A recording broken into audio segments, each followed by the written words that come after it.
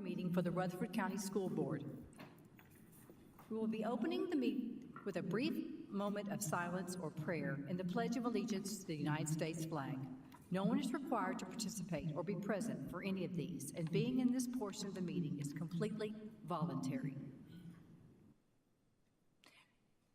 Mr. Vaught, you have the floor. Thank you, Madam Chairman. Join with me in a moment of silence, personal reflection, or silent prayer.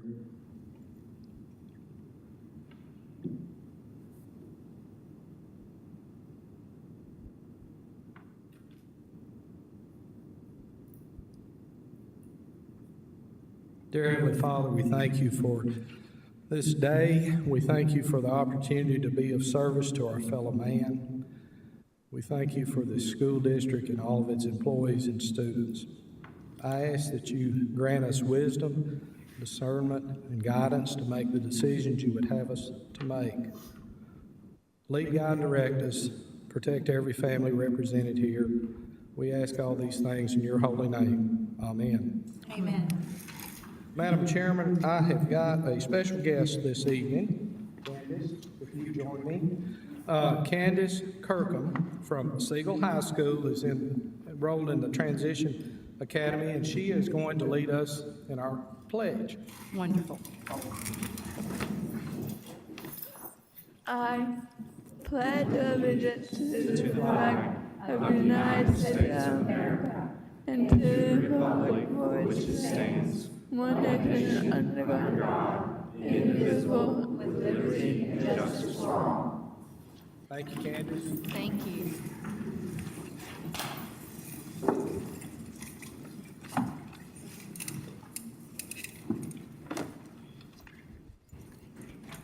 First up this evening, we have the approval of the agenda. Move to approve. Thank you, Mr. I've got a request. Yes, I'm sorry.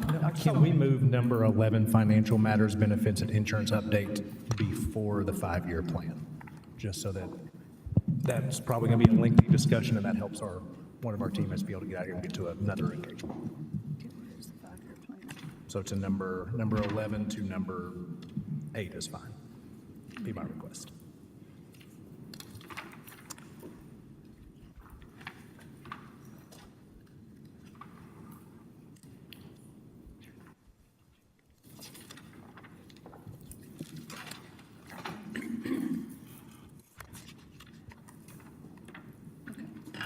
Madam Chair, Yes. move to approve. Thank you, Mr. Tidwell. Thank you, Mr. Flood. All in favor say aye. Aye. Any opposed? Motion passes. Next, we have the approval of the consent agenda. Move to approve. Thank you. Thank you, Mr. Rosales. Thank you, Mr. Vaughn. Can Sorry, I got another. I just got a late breaking crossing guard email. And so I don't think we have this one on here, do we? You guys didn't get this. We have someone, let me see if I've got this correct. Yes. We have a Lisa Corns. Oh, it is on there. Is it on there? You guys did add that. Okay, never mind. You're good. Dawn catches them quicker than I catch them. Ignore that. Good catch, Ms. Williams. Okay. I think we had a first and a second. All in favor say aye. Aye. Any opposed? Motion passes. Next up, we have, so excited, we have our esteemed Annie Ralston, Coordinator of Special Education, who will highlight the achievements from the past year and share the Special Education Department goals and focus for the year ahead. With a continued commitment to helping our students reach beyond limits, we'll reflect on meaningful progress and outline key areas of focus that will further support growth, inclusion, and success for all learners. Hello, Dr. Ralston. Hi. Thank you guys so much for allowing me the opportunity to brag about our students, teachers, administrators, and of course our staff. Let's first talk about where we were in May 2025. We had 6,043 students with an individualized education plan. That's an IEP. We had 2,423 students with a 504 plan. Our assessment specialist performed over 2,000 initial evaluations last year. We had over 866 student assistant team meetings. We had 371 students in DCS custody. We performed over 315 threat assessments, 261 student behavior intervention plans, 174 safety plans, and 88 functional behavior assessments were performed by our behavior team. Hearing those numbers, it is very obvious it takes an amazing team to accomplish all of that, plus more. The special education department itself here in Rutherford County, I am pleased to tell you, is very strong, and it consists of homebound teachers, behavior specialists, board-certified behavior analysts, registered behavior technicians, assistive technology, instructional technology support, supervisors, coaches, Spanish interpreters, Arabic interpreters, sign language interpreters, deaf ed teachers, I'm not done, vision teachers, occupational therapists, physical therapists, psychologists, speech language pathologists, admin assistants, pre-K support staff, 504 student specialists, DCS student specialists, and of course bus aides. Of course, we can't achieve those numbers without our amazing school teams. Our administrators, I see several in the audience tonight, special education teachers, general education teachers, educational assistants, and all of the support staff. Everyone is involved with students because every student matters, and our students can succeed to great heights beyond limits. Every year, all of the schools are scored on the annual performance review. School districts are scored on the annual performance review. The Individuals with Disabilities Education Act, or IDEA for short, demands that states report to the federal government how local education agencies, or school systems, are implementing IDEA. The state of Tennessee scores each LEA or school system on 17 different indicators. These are all combined in our annual performance review, or APR for short. Each year, we receive our APR information in May. However, the data that's used is from the previous year. For example, we're about to look at some highlights from the report that we received in May, but the data is from the 23-24 school year. All of the annual performance review indicators are combined together, and what you see here on this slide is that overall score. I want to call your attention to the darker blue block, the 23-24 school year, 65.93%. That's pretty great. We have showed marked improvement in our score, and we have not scored this high, if you will look, over the past 4 years. Now, there are 4 different determinations based on this overall score: meets requirements, needs assistance, needs intervention, or needs substantial intervention. Mr. McDaniel, will you go to the next screen, please? In 19 and 20, we needed assistance. That starts on this right-hand side for me, whichever side it is for y'all, whichever way you're sitting. The 20 and 21, we needed intervention. 21 and 22, we needed intervention. 22 and 23 is the orange block, and we needed substantial intervention just due to the past history. But I want to point your attention to that dark blue block again. We surpassed needs substantial intervention, we passed needs intervention, and we landed squarely in needs assistance. We are so close to meets requirements. We need to hit a 70% to hit meets requirements, and I believe we're about to be there.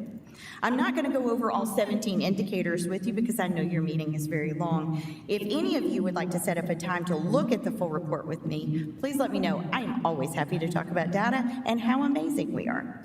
However, I would like to highlight a few areas which has led us to our focus for this upcoming year of Beyond Limits. You may have seen some of the shirts in the audience. First, if you'll go to the next slide, please, sir. First, on the left-hand side, is the graduation rate. We dropped from 81.27% in 22-23 to 79.94% in 23-24. We believe that this had a lot to do with the change made by the state in some of the reporting in the summer between those 2 school years and our A-B pathways at that time.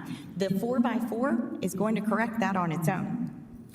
The dropout rate in the next column, you see it's very tiny. I would like for that to just disappear. But the dropout rate dropped from 2.01% to 1.62%, which is awesome. We want to keep that dropping.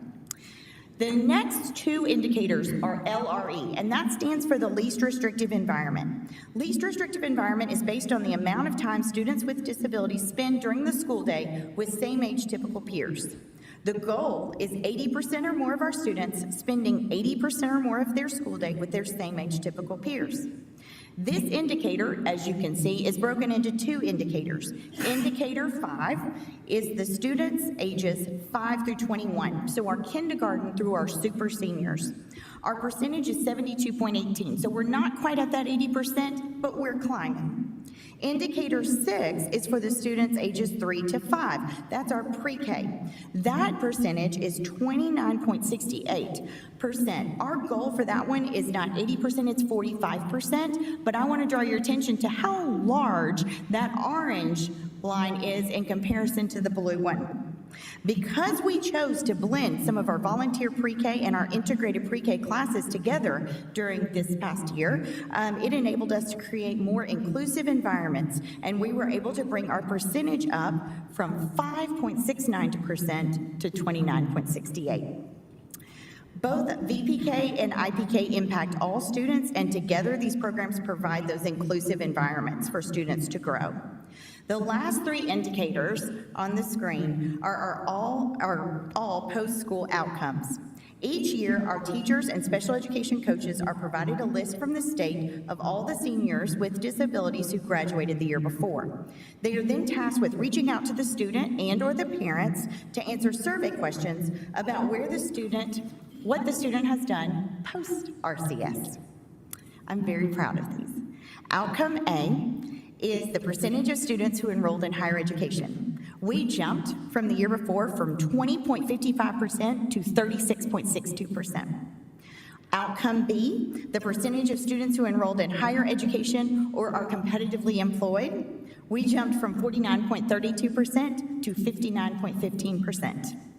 Outcome C is the percent of students who enrolled in higher education, competitively employed, or are in some other form of employment, such as assisted employment. Again, we jumped.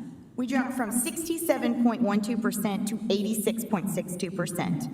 This percentage itself places us as one of the leaders of the large districts in the state of Tennessee. This is huge. This not only shows that Rutherford County Schools is impacting our students' futures, but we're impacting the future of our community we live in. Therefore, this year we are focusing, if you'll go to the next one, sir, we are focusing on preparing our students for their futures beyond limits. We will continue our collaboration with the instruction department and working with both special education and general education teachers to provide those inclusive environments.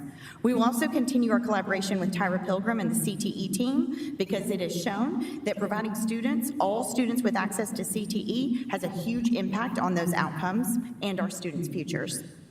Krista Morgan is a special education supervisor and has done a fantastic job the past few years building up the work-based learning programs and the transition fair that happens every spring that provides parents and students with opportunities after RCS. The Transition Academy and Project Search are both amazing places and amazing programs that we have put a lot of work into. And I say this every time I'm here, if you have not had an opportunity to go check it out, I highly recommend it. It will be the best day of your year. Thank you so much for giving me a minute to brag about our programs. I'm always here if you guys have questions or want to go through the other indicators at any time.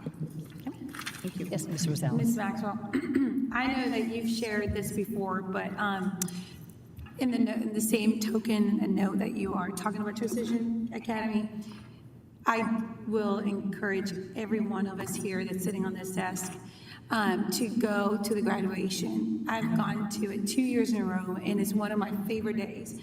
And I know that we talked a lot about growth and how the buildings need attention, that we need new buildings to build because of the growth, and then we need to also maintain old buildings.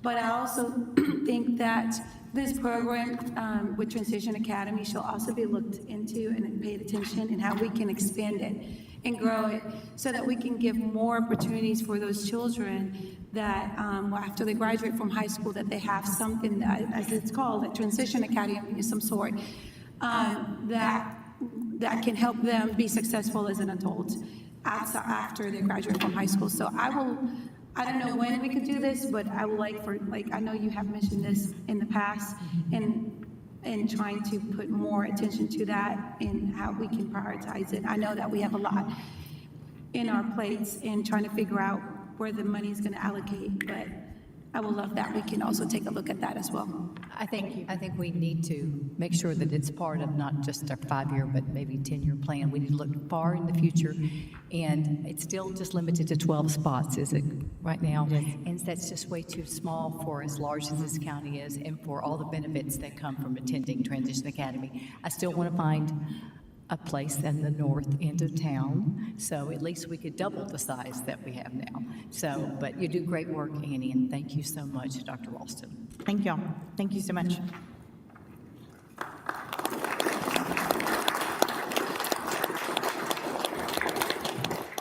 Next up, we have several speakers this evening.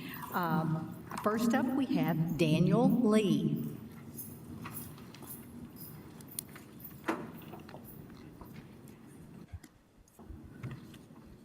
Hello.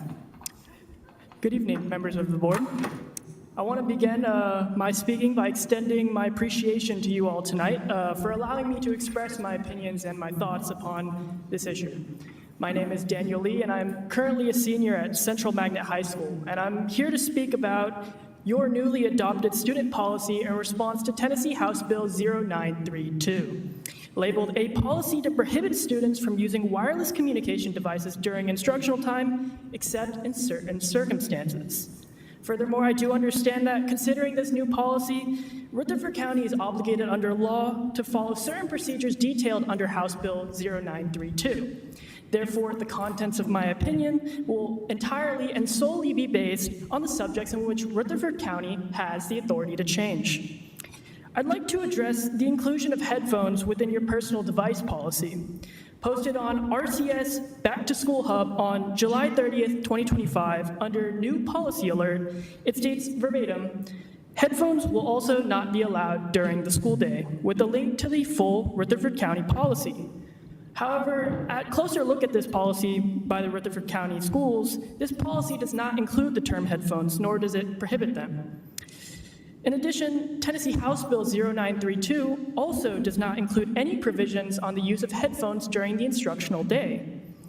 The issue that this raises is that since the beginning of the school year, students and teachers alike have been closely following the expectations Rutherford County Schools has set for personal devices. However, the lack of inclusion yet enforcement of a headphone ban has been hindering the learning in the classroom, and here's how. Because of a lack of expectations for the use of headphones, teachers across the county have banned the use of headphones outright. This has been both a disservice to both teachers and students who rely on county-funded educational materials such as Econ Lowdown that require the use of audio to function properly. I would also argue against the addition of a provision for headphones in county policy, as House Bill 0932 does not prohibit them. I believe, along with many others, including my peers, family members, and other parents alike, that any extension in this policy that prohibits items not listed within what the state of Tennessee has outlined for the betterment of our learning is unjustified. As such, the inclusion of headphones is and would be beyond the legislative intent of the state of Tennessee.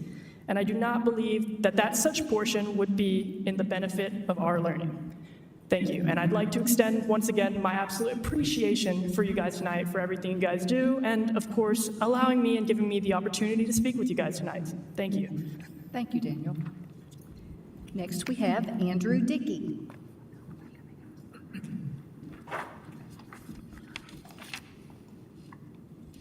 Good evening. I would first like to start by expressing my gratitude to the director and to the board for the opportunity to speak to you all tonight.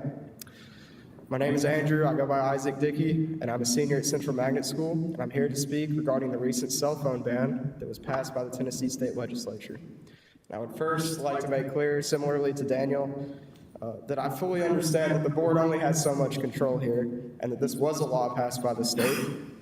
And so I would just like to take a quick moment to speak on the daily impact that this is having in our schools. Because of the complete ban, platforms that the county pays a lot of money for have not been utilized properly or effectively, in my opinion. The first and the most glaring example of this to me is PASS, a tool that was purchased by the county to ensure the safety and the well-being of every student while under the school's supervision. I can report that most teachers have stopped using this altogether as they feel it hinders instructional time due to the lack of convenience to the technology. Furthermore, platforms such as Remind are rarely utilized as students no longer have the ability to see quick messages regarding things such as a change of class location or a cancellation of their sports practice. Additionally, I would like to suggest to the board, it's just a suggestion, that the county adopt a policy requiring every middle and high school student in the district to take a technology literacy course that would teach students the dangers of overusing technology, as well as when and how it is appropriate to use things such as AI. I feel that this would create a better and high-functioning society. And just since I've got about a minute left here, I'm going to take a second to speak off the cuff here. I have quite a lot of respect for Dr. Sullivan and for Dr. Martin and everybody who works in this board. In fact, Dr. Jeff McCann is going to be my mentor this year for a senior thesis that I have to write for graduation. And I totally respect everything y'all are doing here, and I totally understand that, again, there's only so much y'all can do. But I really do have the best interest of my fellow students in mind. And again, just thank you all for hearing us out. So, thank you. Thank you so much. Yes. Well, one of them was, excuse me, Mr. Strickland, was it PASS, and what was the other platform? Pass and Remind. Remind. Yeah, Remind, yeah. Okay, next, we have Aiden Strickland.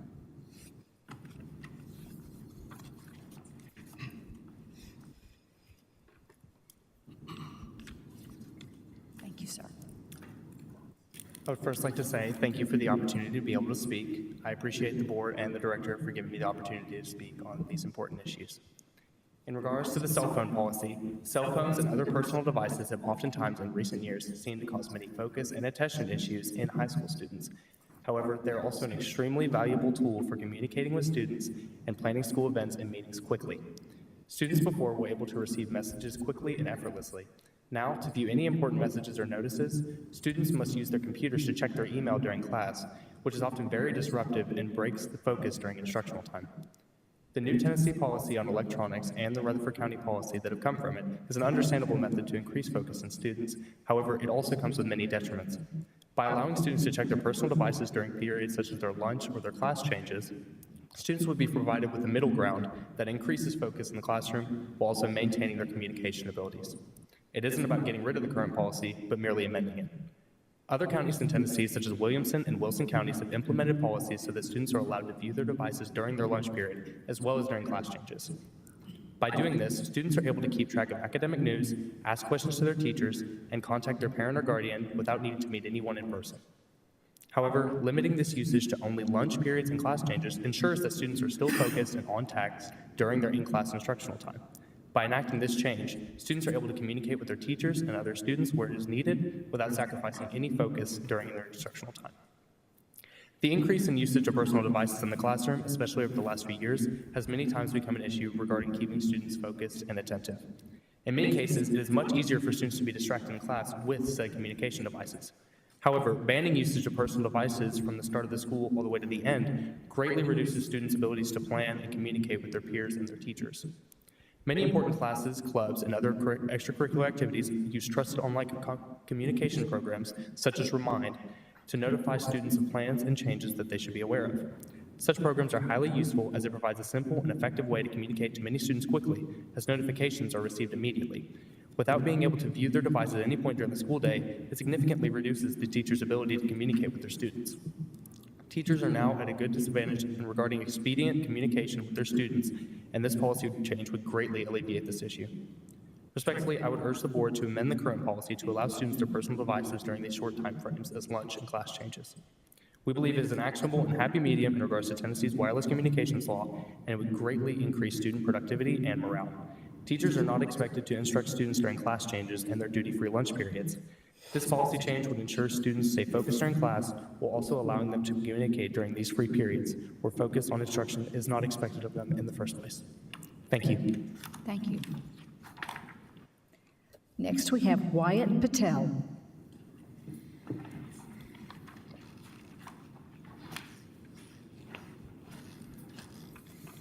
Good evening, members of the board. I'd first like to begin and thank you for your time today.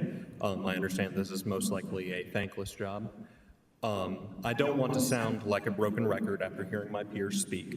However, I do want to speak to the fact that there are other uses of the devices, particularly for students with certain special needs, including ADHD, anxiety, and overwhelming sensory issues. I myself have ADHD, and through the years have come to use music as a attention aid, where I, with teacher permission, use music to engage in class so that I am not disruptive due to my attention issues. These are not allowed in 504s, as I have discussed with our counselor. I apologize, I'm a little parched. I hope that you take the time to not simply dismiss us as phone-addicted teenagers. I understand that there's going to be some inclination to that, but I want to make it clear that in the school that we have become accustomed to, we have integrated technology as a tool that teachers often use for their own educational purposes, including things like videos that supplement lectures. There are many reasons why things like a wired device, like headphones, are important.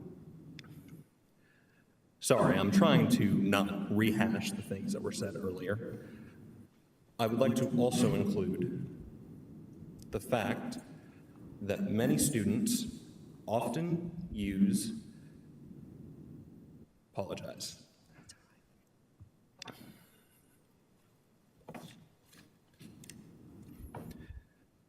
I would like to direct attention towards the fact that, like Daniel Lee had said, there is some leeway within the county policy versus the Tennessee state law. The Tennessee state law only requires during instructional time a ban, while the Tennessee state law also only allocates 6.5 hours of instructional time, compared to the 7:45 to 3. All we ask is that there be a little bit of leeway for the consideration of the modern technology usage for students like me, as well as the modern incorporations of technology. Sorry for some of these stuttering. Thank you. You did well. You spoke very well. Yeah. You want some water? Would you like some water? Okay, thank you. Next, we have Brian Walsh.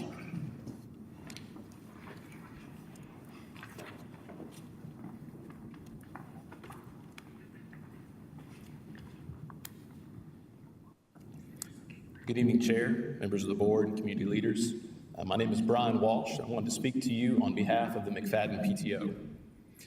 Like everyone else, I appreciate the opportunity to be here tonight.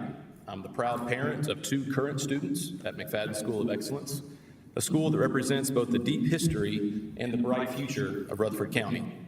As you guys may know, McFadden has an incredible history as one of the oldest school buildings in our county. The original structure dates all the way back to 1927. And after suffering multiple fires, the main building that we use today was built in 1938. Over the decades, additions have been made, most recently in 1978, almost 50 years ago. But time has caught up with us. Today, our school faces constant, costly repairs. Most notably, our kids tell us all the time about the aging and the undersized HVAC system. Also, the recurring moisture damage in the walls, despite the repeated attempts to fix it. The layout is outdated, as you would expect with a building that is almost 100 years old.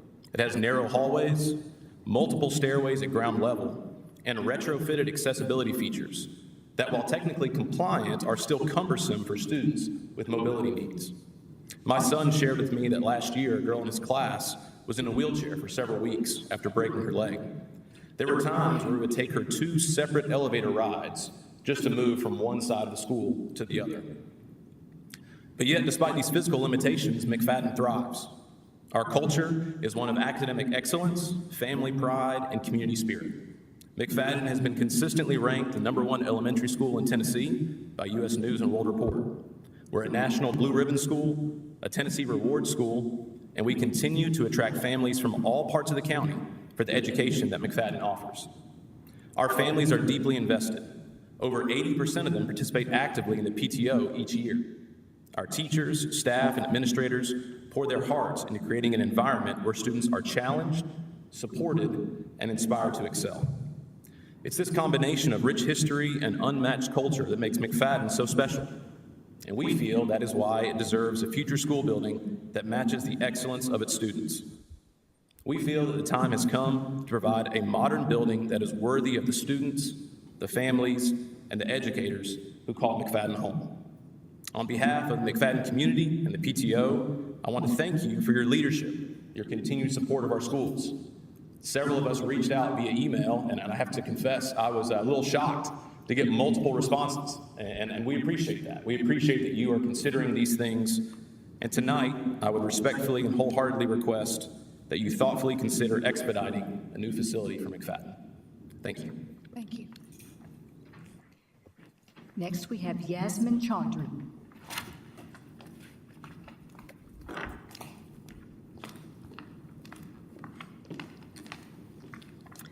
Good evening, Chair, members of the board, and district leaders. Thank you for the opportunity to speak tonight. My name is Yasmin Chaudhry, and I have 2 kids in McFadden. I stand here with deep pride in McFadden School of Excellence. Our families, teachers, staff, and administration work tirelessly each day to maintain the high standard of excellence that our school is known for. We are grateful for your ongoing support, and we recognize the important role you play in shaping the future for all of our students in Rutherford County.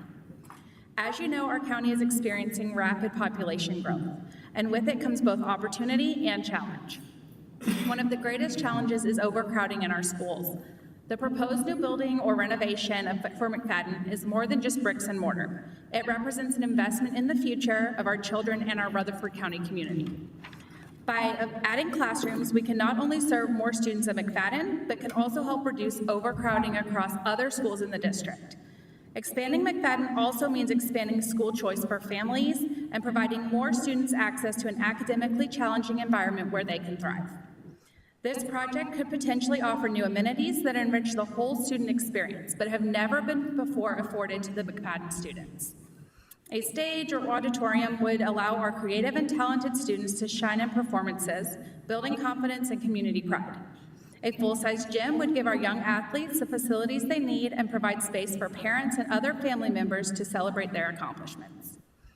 Just as importantly, it would help address the inadequate gym space currently affecting Central Magnet. In every way, this building has the potential to serve not just McFadden, but the larger Rutherford community.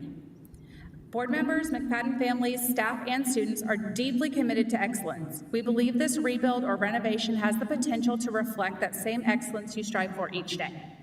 On behalf of all McFadden families, I respectfully and wholeheartedly ask that you choose to prioritize the new building plan for McFadden, the oldest school on the current 5-year building plan. Thank you for your time, your vision, and your continued support of our schools. Thank you. And last but not least, we have Mr. Matt Fee.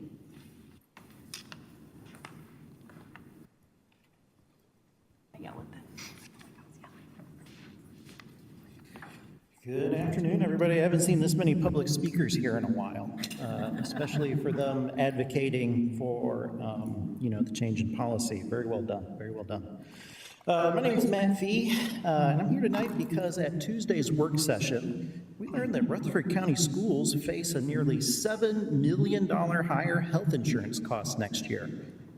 75% of that, more than $5 million, is going to be pushed directly onto the employees of the county school system. Now, I've come here many times to say politics shouldn't be part of a school board's decisions. But this time, politics from outside this room are already hurting us. And not a single Republican on this board acknowledged where these costs are really coming from. This increase didn't happen because teachers or cafeteria workers or custodians suddenly became more sick. It happened because of political choices. When Republicans in Washington, D.C. passed the so-called Big Beautiful Bill this summer, they made permanent tax cuts for billionaires and corporations. But to pay for those giveaways, they gutted health care supports and shifted the burden onto states, counties, and school districts like ours. So here we are. Our teachers and staff are getting the bill for the Republican tax breaks at the same time they are already being squeezed by tariffs. And every extra dollar we spend covering these costs is a dollar we don't have for smaller class sizes, better textbooks, safer buses, maintenance of aging facilities, or higher pay for people who keep our schools running. The burden keeps rolling downhill until it lands here on us and our kids. This all-Republican school board is now left making choices inside the broken system their party created. The people of Rutherford County deserve honesty. When Republicans say they are cutting costs in Washington, what they really mean is they are cutting costs for billionaires and transferring the bill to us. Rutherford County cannot afford Republican leadership anymore. Not at the school board, not at the county commission, not at the state house, and definitely not in Washington. Our families can't afford it, our schools can't afford it, our community can't afford it. If you are serious about protecting our schools, then stand with your employees and stop asking them to subsidize tax breaks for the wealthy. It's time for leadership that invests in the working people of our community. Thank you very much. Thank you. That is all of our public comments. Now we move on to number 7, the Director of Schools Evaluation Tool. I'll entertain a motion. Move to approve. Second. Thank you, Ms. Sharp. All in favor say aye. Aye. Any opposed? Motion passes. And now we have financial matters, since we've moved things around a little bit. And so the financial matters, again, we do not need a decision tonight, but if you can go to page 166, John, the 573, 166, this has the chart.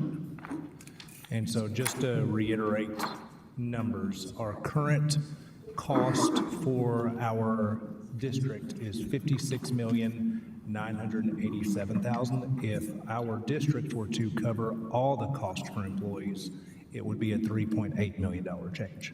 And so 3.8 change if we covered the entire cost. The recommendation is, as we talked about on Tuesday night, the covering 25%, that is about $971,000 of district, and the rest would go to employees. And if we could cover all of it, that would be, of course, my recommendation, but that's just not our financial situation. Something I also think gets lost is that being the CEO really of this district is very strange, because you have a $600 million operating budget, but I don't control revenue and I can't write checks. And so that is an extremely strange position for anybody that sits as the director of schools to not have those two tools available to them. And so revenue is set a year in advance, and we have what we have, and we have to operate within it. And so that's the reason for the 25% recommendation compared to 100 if we could. But again, we don't need a decision until September 11th. Okay, Ms. Sharp. Thank you, Madam Chair. So when do we need a decision on this? September 11th. September 11th, okay. And also, when we were at the county, how much was it? I know the initial year we saved $7 million. Well, we can pull that up for our next board meeting as well. I can send it to you beforehand to go and see. Okay, I was just curious, because I know we saved $7 million, but we've had a year in between, we've had 1 year, one or two? Two. Okay. So this is going to be our 4th year? Started 2020. Yes. So it'll move in 23, 24, 25. January will start our 4th year on the state plan. Great questions. Okay, any other comments? Okay. Now we move on to instruction. No, 5-year plan. Okay, Yep, now we're good with 5-year plan. Okay, now we do 5-year plan. And so we discussed the 5-year plan on Tuesday. I have spent last couple days continuing our conversation with our finance director. Again, this is just for discussion.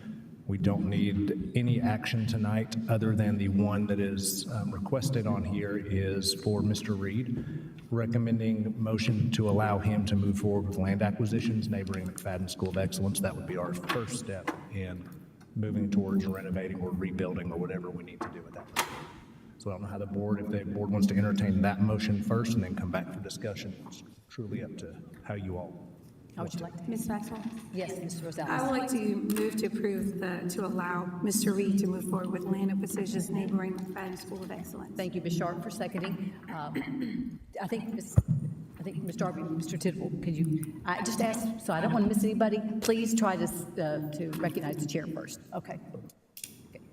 I would just clarity here, as far as this, we're asking for him to just gather information and bring it back to the board. That's correct. Ms. Darby?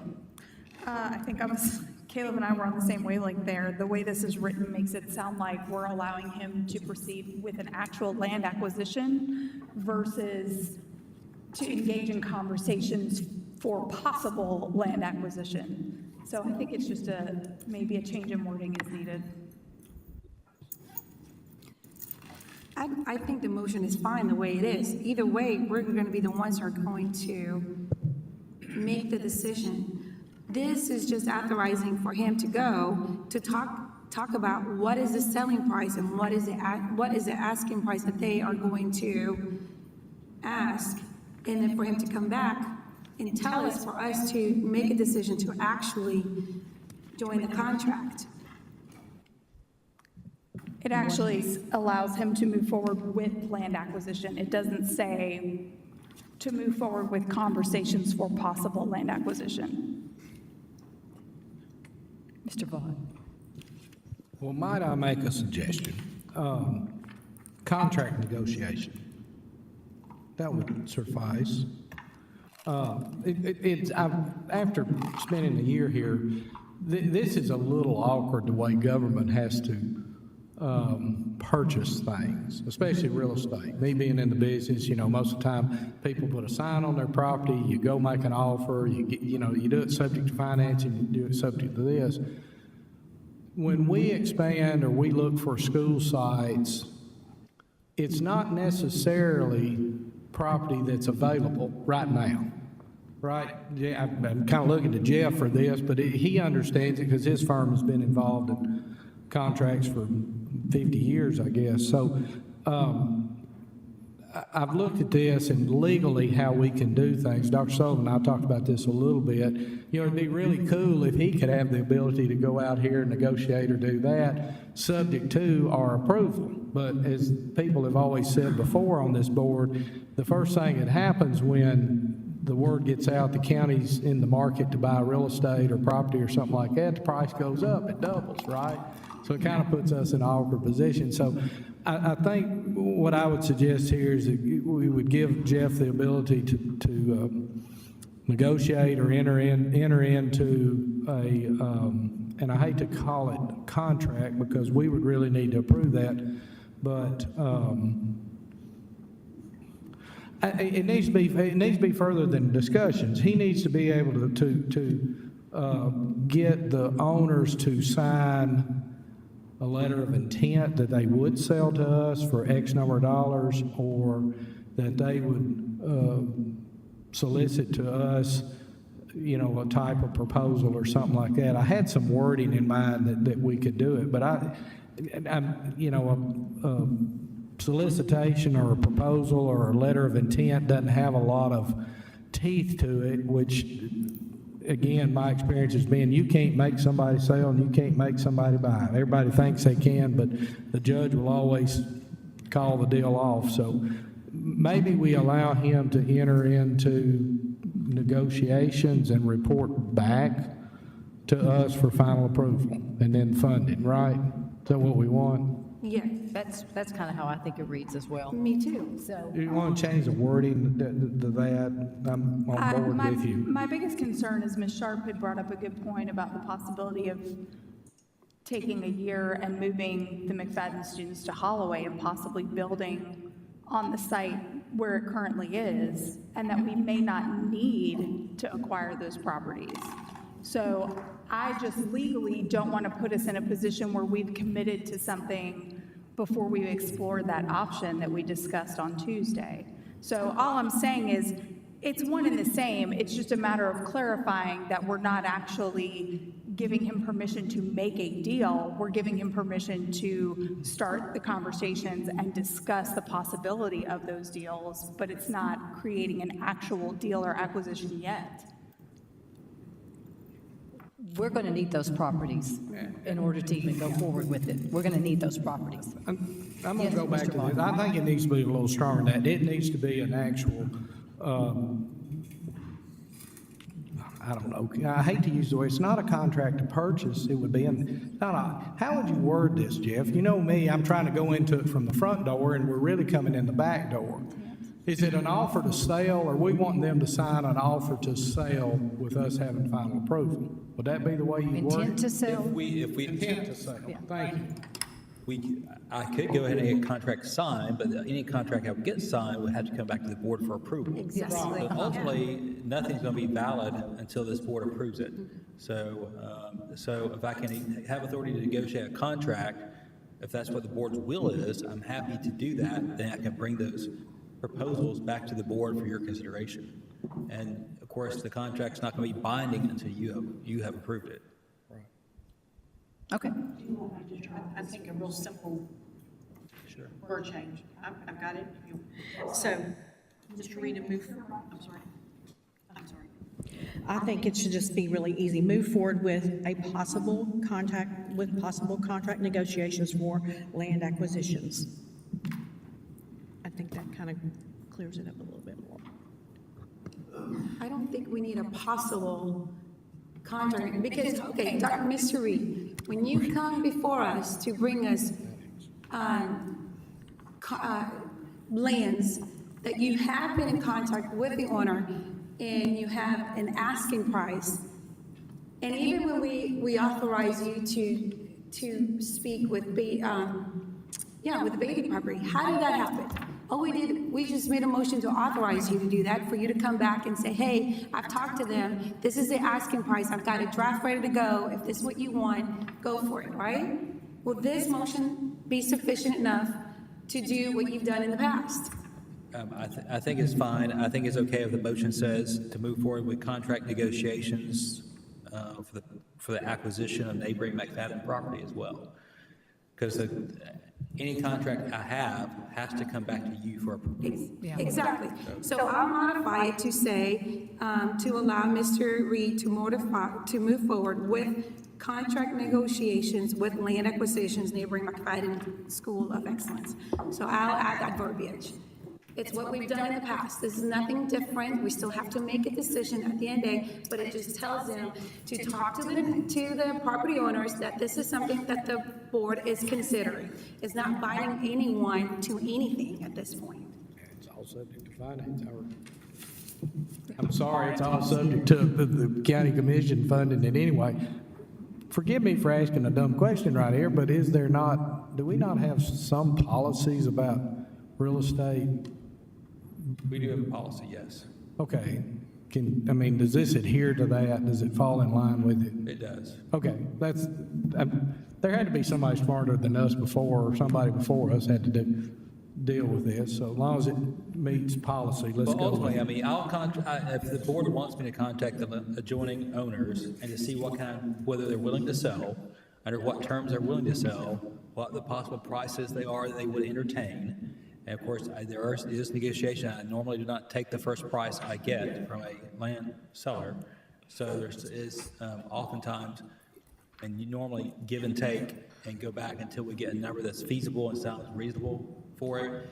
And then if we are able to get a number that sounds reasonable for the price, then at that point, we put a contract together and I come back with the board. You look at that point and determine whether the board wants to move forward with it or not. So nothing will be binding on the county or the school board until the contract comes back to you and you have approved it. And of course, if you approve it, it's still subject to county commission funding and approval. So you have several layers you have to go through to get anything purchased for the county. Ms. Maxwell? Yes, Mr. Tribbett. My first initial question to this was simply for clarification. I understand how the process works, and I appreciate you going over that. I just asked the question that I already knew the answer to because I wanted to be on the record, because when someone looks at this, if they just read it the way it's written, then they would think that we are purchasing land or trying to acquire land that we have not yet, started negotiating with. We understand the process. Doesn't mean when the record reflects it, it's not going to say all the details you just mentioned till we had you come up here now. So that was the lead into my initial question. I'm okay with modifying the language. I'm okay with the language as is.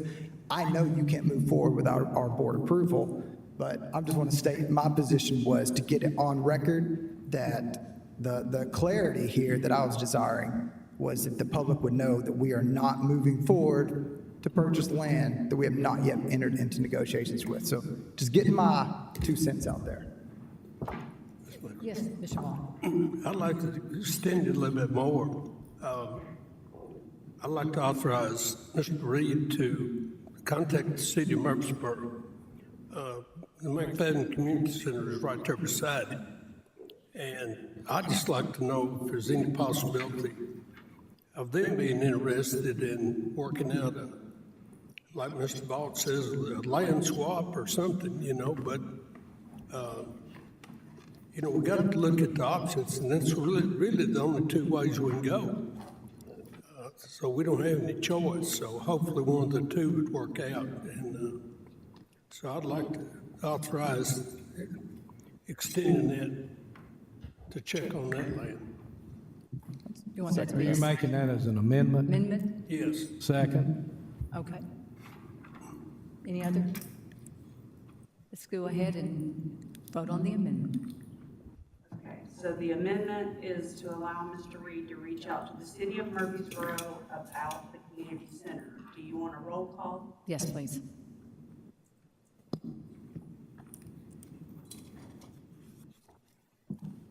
Mrs. Rosales? Yes. Mr. Vaughn? Yes.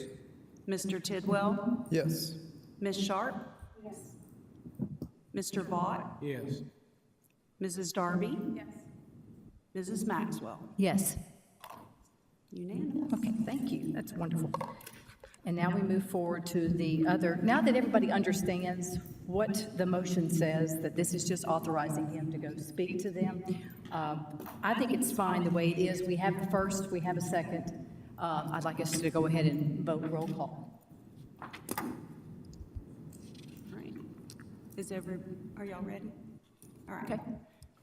Ms. Sharp? Yes. Mr. Vaught? Yes. Mrs. Rosales? Yes. Mr. Vaughn? Yes. Mr. Tidwell? Yes. Mrs. Darby? Yes. Mrs. Maxwell? Yes. 7-0. Motion passes again. Wonderful. Next, we move to number 9, instruction. I think we can connect the rest of the 5-year plan discussion when we get to the property, because those are, depending on how the board wants to vote on the property and then potentially fund the property. I've got some things to talk about with the 5-year plan. All right, so first we have instruction. This is a wrestling co-op proposal between Oakland Middle School and Central Magnet School. Move to approve. Thank you, Ms. Darby. Second. Thank you, Mr. Vaughn. All in favor say aye. Aye. Any opposed? Motion passes. Next, we have legal. Legal, this is transfer student under discipline. The board's been requested to admit a transfer student from another school system under discipline. The student was remanded for possession of illegal drugs. According to policy 6.318, the board may deny admissions of any student except those in state custody when a student transfers from another school system while under suspension or expulsion. Director of Schools' recommendation is to deny. I'll entertain a motion. Thank you, Ms. Sharp. Thank you, Mr. Vaughn. All in favor say aye. Aye. Any opposed? Motion passes. Number 2. All right, next we have a requested change, and this is 2 motions. The below policy change would be recommended on 1 reading to go ahead and go into effect. Adds language to allow schools, policy 3.500, school nutrition management, adds language to allow schools to manage vending machines in their buildings. So the policy would say vending companies or the school. And as we talked about on Tuesday night, that would still follow the requirements by our accounting department. They have to have inventory control and still run through the school books. They are audited by themselves as well.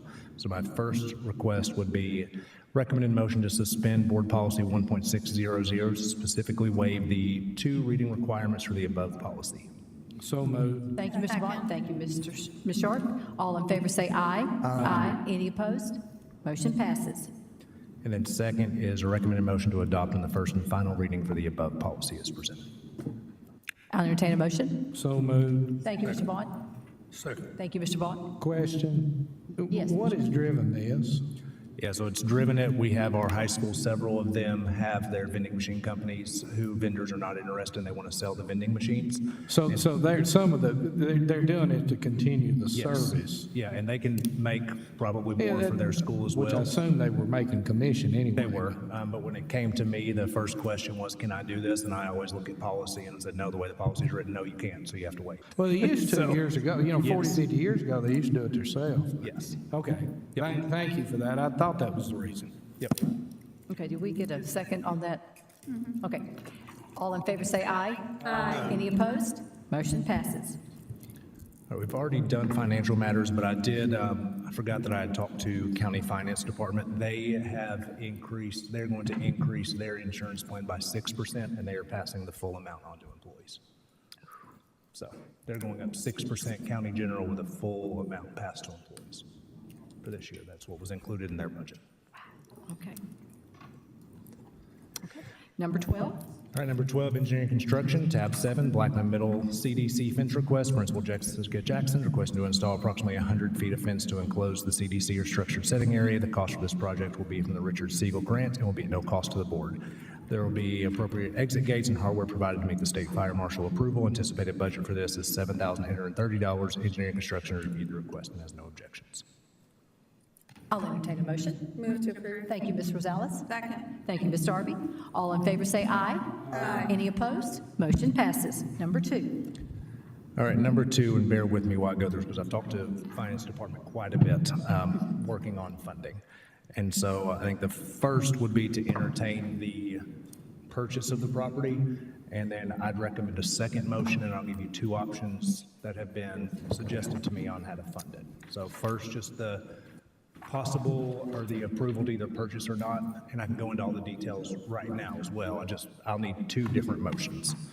This is 5405 Lee Road property review. All reports are now in for the property at 5405 Lee Road. Review these reports took place during the work session. Engineering construction reviewed the reports and finds them to be within the scope and site cost of recent projects. There'll be a request to partner with CUD to upgrade the water line similar to the one for Plainview Elementary, and costs are provided with no objection. If the board finds these reports acceptable, engineering would request a motion to move forward to health and education for funding. The purchase price is $12,885,600 with added fees of an estimated $100,000, bringing the total to $12,955,600. I believe that's correct, Mr. Reed. We worked on that number again. Anything you want to say to that? 12, yes. I think you said the number was 12,985,600, Yes. correct? Mm-hmm. Yes. Okay. And the first motion will be to either approve or deny. Move to approve. Thank you, Ms. Darby. Second. Thank you, Ms. Rosales. All in favor say aye. Wait, because we can discuss this, right? Yes, Okay, we can. perfect. I have a question. So if we buy this property on Lee Road, in the area it's at, what schools does it relieve? And that would be a Trey Lee or Dr. Sullivan question. Elementary, middle, high, which ones are you talking about? What are you talking about? If we're doing a high school on this property. High what school, schools- Laverne, Smyrna, Stewart's Creek, Blackman, and probably Rockville, depending on the zone. Okay, so it will help Laverne with the overcrowding over there. Laverne city limits, yes, because it's going to, a potential zone will go all the way up I-24. Okay, perfect, because one of the reasons why I had, was looking at this and reviewing, I was thinking it was because Mr. Lee had said, and you're confirming that it will help that area. So that's what I wanted to clarify. Thank you. Yes, Mr. Tidwell. Dr. Sullivan, no, we had a lot of discussions with the 5-year plan, and one of the things that I will continue to advocate for is the smaller high schools. If we put a smaller high school up there, and this may be for Trey Lee as well, how many other schools can we fit on the property? 3, right? If we were to move the hill, we could potentially get 3. Depends on the size. Sure, but if we went smaller on the high school. That would help. You still have the athletics. That takes up the same amount, even if you have a smaller student body. And if you were to put a middle school there, then you would also have athletics for middle school as well. Can I ask you a question on that? On the middle school and high school athletics, is there a way in which we could split some of that cost by having shared facilities of some sort. And I understand that they're both going to fight and say we must have our own, but I mean, is it even in the realm of possibility that there's a shared portion? If you turf the football field, yes, that becomes much more utilized. You still have to build practice facilities, but you could have high school on there practicing on their turf field and the middle school practicing, or junior varsity working through times, freshmen practicing on the practice field or two. So you wouldn't have to build sites for both. Gym space, you're still going to need as much gym space, because that's what we run into at Central, one gym for a middle and high school, so they have to go somewhere else. But yes, there is some savings. Yeah, there'll be some savings there, because I think that that's going to be a question that comes up with splitting to smaller high schools is, well, you're building double the athletics. Yes. And so if you're saving some of that money on the middle school side, when you go to build the other side, then I think that helps. Would the same apply to like a baseball, softball field as well? Baseball and softball are going to be tough because they're going to be playing at the same time, and your games can't start till a certain time. We traditionally don't light our middle school fields, and so then you would have one school that gets an advantage that has lights where the rest of the third team don't, and so that'll be another conversation. But there's some things we could do. Our middle school baseball and softball aren't large cost items compared to everything else, it's just the space. Yeah, and I'm thinking, let's get creative here. Yep, agree. So if we're gonna do this and we can find a way to save costs without cutting quality, then I think that would be super efficient. Yes, Ms. Sharp. Thank you, Madam Chair. Listen, I agree with buying this property. What I don't agree with is that it's going to alleviate overcrowding in Laverne, because the line between Smyrna and Laverne in the high schools is Sam Ridley. So we're going to move people from the Lake Forest past Smyrna and then back to by Stewart's Creek, because that's where this land is. And it's a good point, is to look at all that. And I think part of it is to look at the Laverne area. And when we're looking at the Laverne area, this would target the I-24 portion. Well, but if they're at I-24 and Sam Ridley, they live right by the high school. So we're going to bus them from the high school down to another school past Yes, Smyrna? they would. For this school site, they would. That'd be where that high school would have to pull from. I don't think that makes sense. I think if anything, we would move people from Smyrna, or it's going to take up, by the time we get it built, that growth over there on that side of the interstate is going to gobble all that up. I don't really think that it's going to help Laverne at all. So, but I do agree with purchasing it, so that's just. Ms. Maxwell. Oh, sorry. I was going to say Sorry about that. the zoning portion will be up to the board whenever we get close to it. So that is lots of conversations. Mr. Vaughn, then Ms. Rosales. No, I was just going to say that with Blackman High, the middle and high school, we already do that, where in the sense that the middle school doesn't have its own football field. It has a practice field because we use the high school football field when we have our games. So we've been in the habit of saving costs in that sense. I think I agree with you in the sense that we need to think creatively of what other ways we can, if we're going to have a middle school and a high school together, is there other things that they can utilize where we don't have to build the same thing on each? So I do agree with that vein of thought, for sure. Yeah, Mr. Vaughn. Now, I was thinking, in my mind visually, where that site is located, and from a transportation or logistics standpoint, kind of cut my eyes at you right here, but the big choke point in our county is always the interstate, I-24. You got to get back and forth across it. So in my feeble mind, I'm sitting here looking and thinking about this, thinking about what Ms. Sharp has said over the last 2 or 3 months about the number of permits going into Laverne, and maybe I'm misled, but what I was trying to get in my head is everything west of I-24 and go as far south as you could without just decimating Stewart's Creek. And then Stewart's Creek zone would move south probably into Blackman a little bit. That's what I was, in other words, we just shift everything south. So with that in mind, Dr. Sullivan, and I don't know if you can produce this number right now, but theoretically, how many high school students are in that quadrant, starting at the county line, following I-24 down, well, you got to come past Rocky Fork somewhere in that Stewart's Creek. You get into that Stewart's Creek, I don't think you come as far south as Amaville Road, probably, do you? No, I'll be, But what would you have back over to Williamson County? and so again, this is just preliminary. So Just guess. I met with Rob last May to discuss, because we were looking at all kinds of properties here. When this first came up, I also looked at Smyrna Elementary School, whether that could have a site. And so this is way, way, way rough road projections. If you were to move pretty much, and I'll send this to the board as well, but again, just know that it's rough. If you move the future high school, everything west of I-24, so the Lee Road property is everything west of I-24, and the zone would go directly to this school's door. And so all of this, traditionally Stewart's Creek would be the new school, all the new development would be the new school. Stewart's Creek goes all the way to 840, picks up a little bit of Franklin Road, and Blackman becomes more centralized across both sides of I-24. And the numbers, just because that's kind of what you were looking at. And again, this is, let's go with 2930, because that is probably the first year that would operate. Blackman High School with a new school here is 2046. Laverne's at 2321.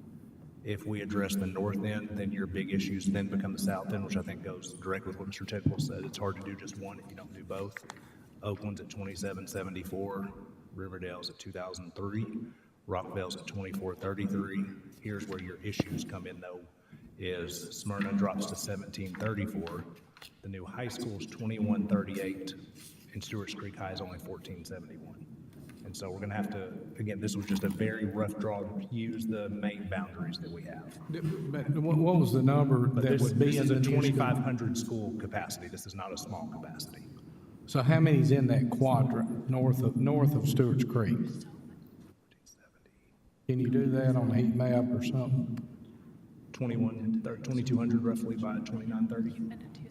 So it would help if you built a smaller school, and then Stewart's Creek and the future high school both are similar in capacity.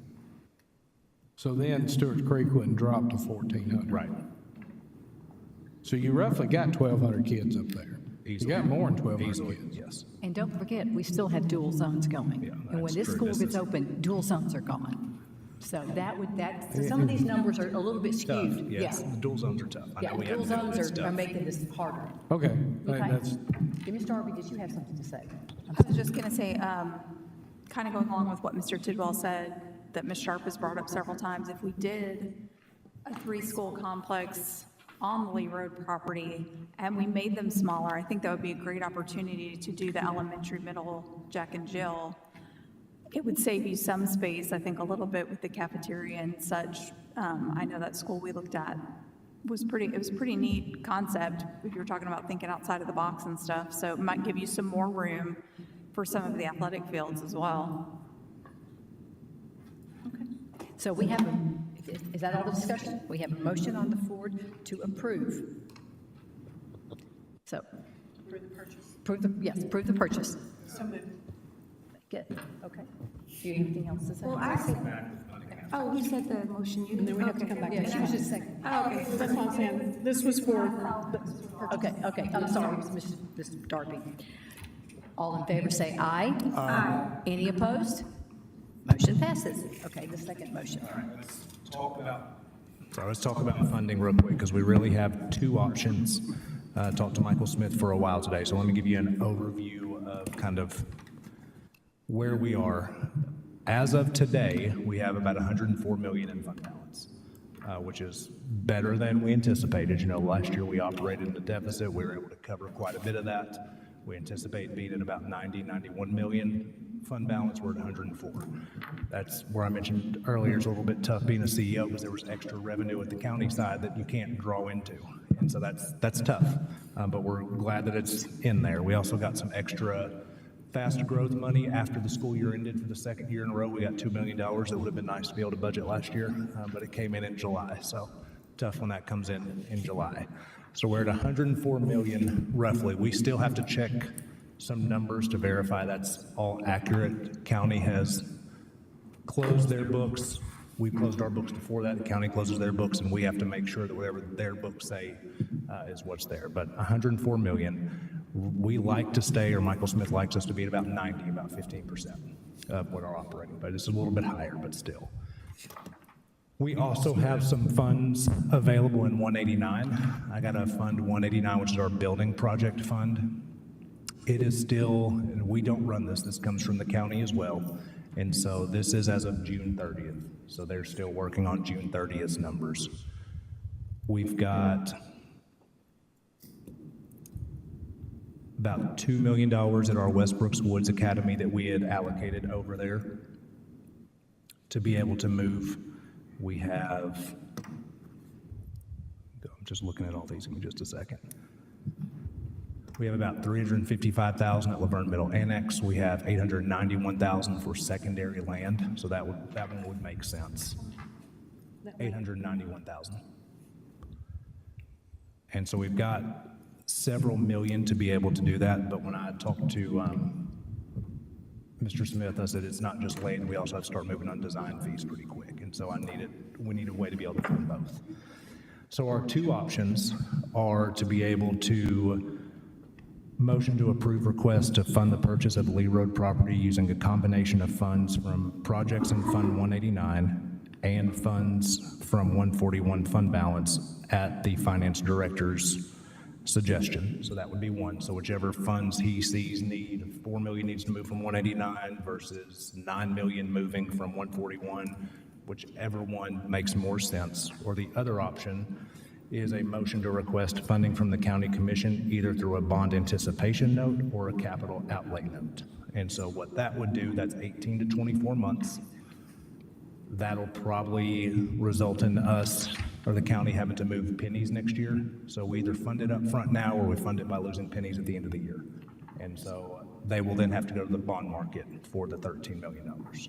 And so it's really up to the board. I think the finance director's suggestion is going to be motion to approve the Lee Road property using a combination of funds from Fund 189 and 141.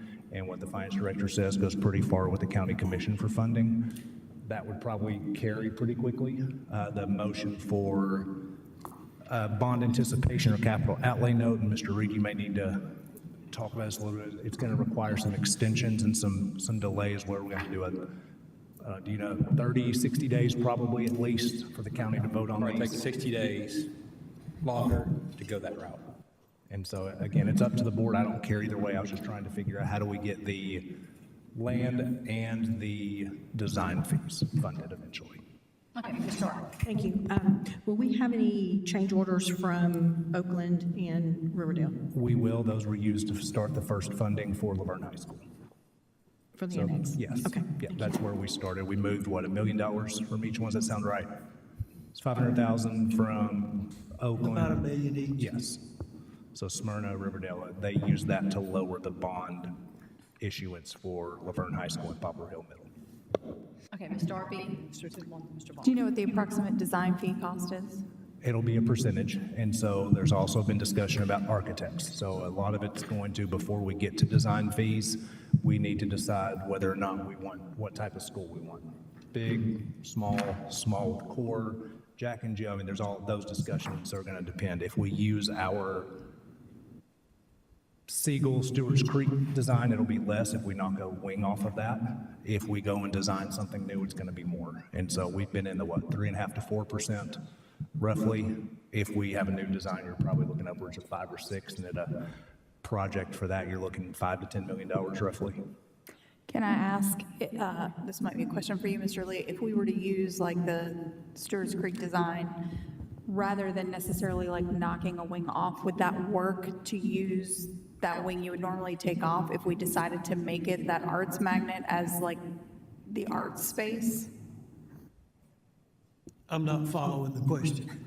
Can you repeat it? Dr. Sullivan was saying if we used the Stewart's Creek design and the board decided to make a smaller high school, we could knock a wing off. And I said, would it make sense to use that design and rather than like knocking that wing off, use that to make that like the arts wing if we decided to make it the arts magnet?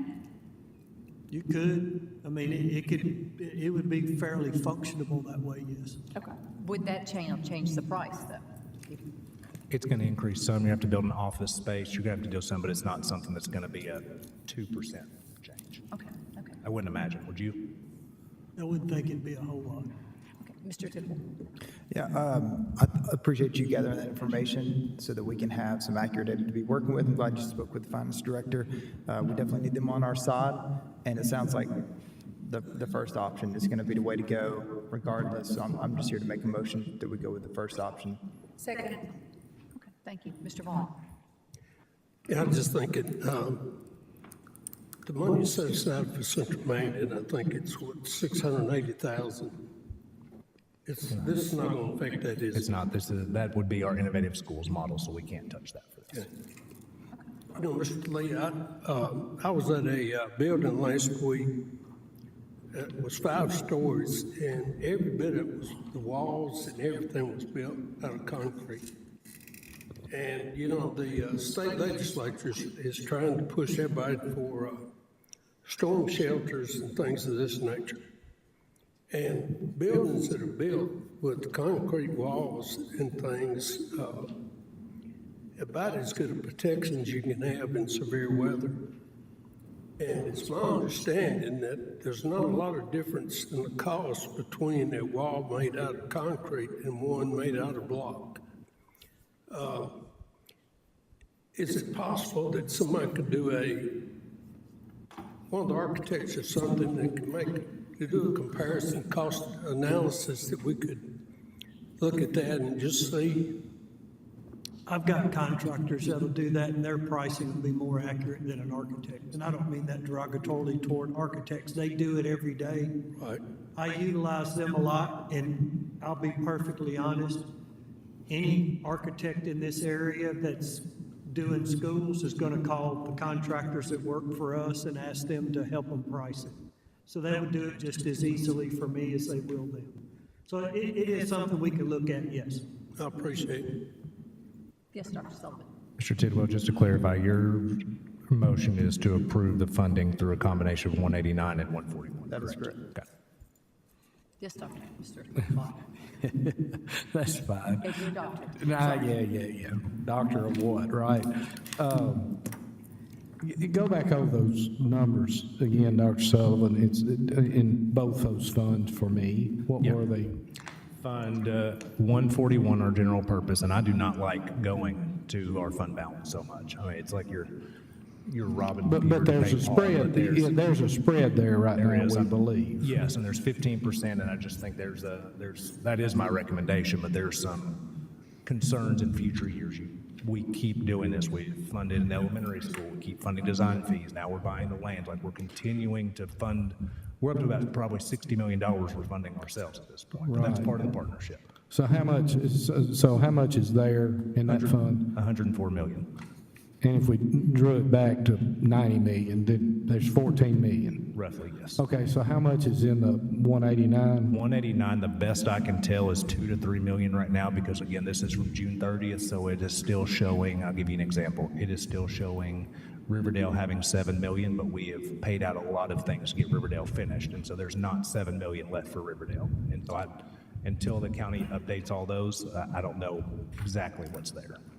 I want to make a suggestion. I'm not against the motion, but I'd almost want to pull 189 back. And here's what I want to hold 189 for, is to be able to buy the 3 or 4 tracts of land around McFadden and to get us a little springboard right there, maybe in design fees. Because I think, now I may just thrown you a curveball by doing that. I think McFadden will be easy to get the Fund 141 support from, because it's from a shared penny. Because I usually get hit on the Fund 141 coming from a shared penny, to where I'll rest my case then. Getting $350 million out of the county commission, I've had lots of conversations over the last 3 years. Any other conversations? Okay. We have a first, so we have a second. All in favor say aye. Aye. Any opposed? Motion passes. One more thing on this, for the school site, is our inspection period currently expires September 16th. So we have the right to extend an additional 30 days if we want to. It might be prudent to go ahead and exercise that extension to make sure we have time to get through the county commission with everything. So if that's something that the board is inclined to do, we need a motion to exercise the extension of the inspection period to extend it for 30 days. So moved. Thank you, Mr. Vaughn. Thank you, Ms. Darby. All in favor say aye. Aye. Any opposed? Motion passes. Thank you. And to give everybody a timeline, this will go to County Commission on Tuesday. No, it won't. It'll go to Health and Ed on Tuesday, the 26th, so this coming Tuesday, which is typical. I gave Mr. Wilson a heads up, and so that'll be added to the agenda. Then it'll go to budget on September 4th, and then full commission on September 11th. Dr. Martin, looks like you were going to have fun with those two. Thank you. That was great. Number 3. Whitworth Buchanan Middle Pavilion request, CT and Principal April Sneed are submitting for approval the construction of an open-air pavilion. Rutherford County Schools Career and Technical Education Department is proposing the purchase of one 30 by 24 pavilion for Whitworth Buchanan Middle School. Cost for the pavilion is $92,544 and will be funded by the CT Department using the Tennessee Innovative Schools Models Grant. Engineering Construction reviewed the project and has no objections. Engineering will work with the school on the proposed location. I think this is great. Thank you, Mr. Vaughn. Thank you, Ms. Rosales. All in favor say aye. Aye. Any opposed? Motion passes. Now, discuss Rockville bus route. You have an update? I know we got an email a little while ago, so. I got a bus driver. Hey! Did you hear that, parents? And it'll start tomorrow afternoon, so we are working on messenger to parents for adjusted times and that sort of thing. So one of our biggest, it's still going to be some issues out there, but this has been the biggest one. We'll go back to 3 buses running 3 routes. So hopefully tomorrow afternoon, and then thereafter we'll work out the kinks, and that one will be out of our hair. So we go from 9 to 8. Okay, that's better. Yes, Ms. Sharp. This is an ask. On our career page, we have certified and classified. Could we not add contractors on there? Sure. And anybody that reaches out to our transportation department, I've got a list of bus contractors that want their names. And that, I mean, as and far that as way, I'm concerned. that way it's, I wanted to ask Mr. Reed, because I know that we sometimes, do you feel like that's okay to balance the employees versus the contractor, to put contractor information on our careers website? Good thought. I totally agree, trying to find, but that's something yeah, we're or working on. some, I mean, it would specifically say you're not going to be working for the school, but we are currently looking for contractors to drive the buses. Because I understand that there's some buses, So yeah, really, or apply for. basically an advertisement of sort? Yeah. On our careers page, we have certified, classified, and then some other different categories. So my suggestion is to add the contractor. I don't see a problem with adding that as a advertisement type deal. Just no application or anything like that? No, it's just an ad that we are interested in bus contractors or bus drivers, whatever we need, and you're giving notice of that. Do we need to take a motion for that? No, Okay. we can add that. I Okay, just wanted wonderful. to, sorry, I just wanted to clarify. So is it- We get that question a lot. No, because I, Yeah. seems like it come up before or something, and we never got clear on something, so thank you. Ms. Rosales. So it's not going to be part of the data search career thing. They're just going to have a blurb saying that we're need of drivers, right?